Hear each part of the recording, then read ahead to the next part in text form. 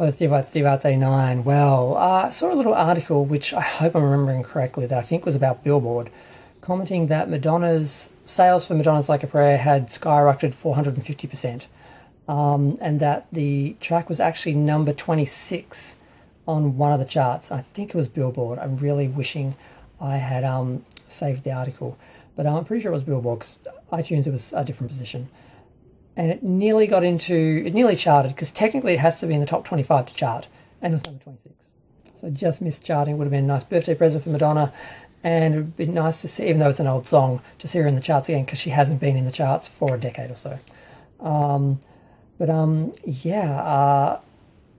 It's not surprising with the success of Wolverine, and she has now finally released an EP with two versions of new versions of the song from the film and the original Like a Prayer, and that is selling well, and that's probably helped. But had she released that before the film was released, I think she would have cracked the top 25.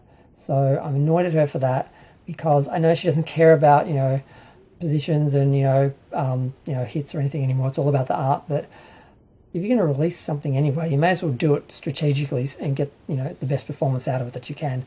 And her people just dropped the ball, or she dropped the ball, or I don't know what happened. But yeah, so it's nice to see Like a Prayer getting some love. The video still needs a proper remaster. As far as I know, it was filmed on film and can be done, but then again, might need some ADR due to grain, but we don't want to ask James Cameron about that. So yeah, I'm happy that it's doing well, and a lot of people who had never heard the song are discovering it. I'm shocked that there are people who'd never heard Like a Prayer before. I'm like, I know when I was growing up, I was aware of songs from the 60s and 70s and 80s and that, so I don't understand these people who only know the stuff that was released in the years that they've been actively listening to music, for example, or films. They've never watched older films. They've only watched what's being sold to them, oh, this is the current product that we're selling, so watch that, and you're cool, what's new and what's important and what's valuable. That old stuff, don't worry about that. That's just old movies, that's old music, you don't want that. This is what we're selling. We don't make any money out of that, so just buy current product. And they eat that, and they don't really even look if they like a style of song or something that a modern person's doing. They don't go back and look and see other people who are doing that same sort of music, and that's something I feel like we did.